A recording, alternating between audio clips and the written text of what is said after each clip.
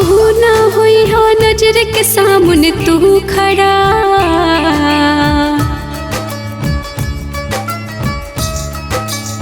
सुना कबहू ना होई हो नजर के सामने तू खड़ा। दिल पे कसी तू बड़ा, दिल पे कसी तू बड़ा। ये उनकी मोहब्बत का नया दौर है, ये उनकी मोहब्बत का नया दौर है। जहाँ थी कल में आज कोई और है।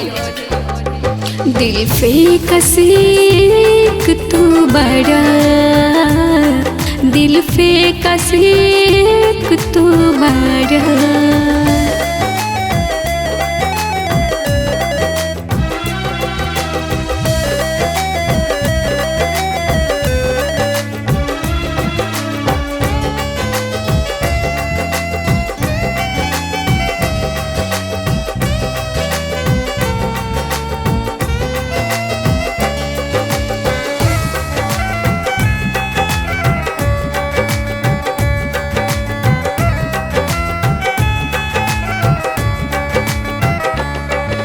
ना मानली पागल मन हो, तोहके कइले ह पसंद हो। ए खुदा अपनी अदालत में मेरी जमानत रखना।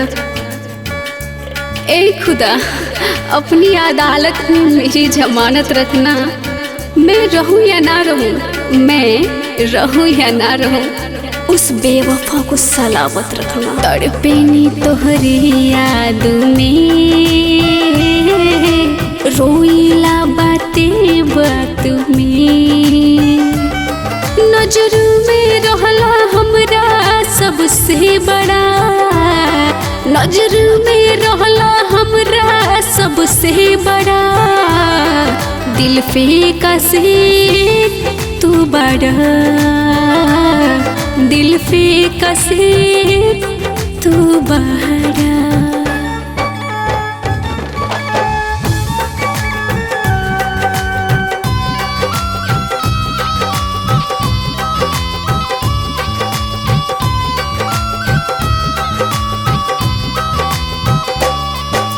होला का ये रुसवाई हो,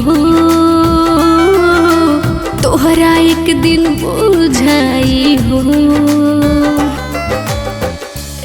उठेगी जनाजा तो जरूर आना, उठेगी जनाजा तो जरूर आना।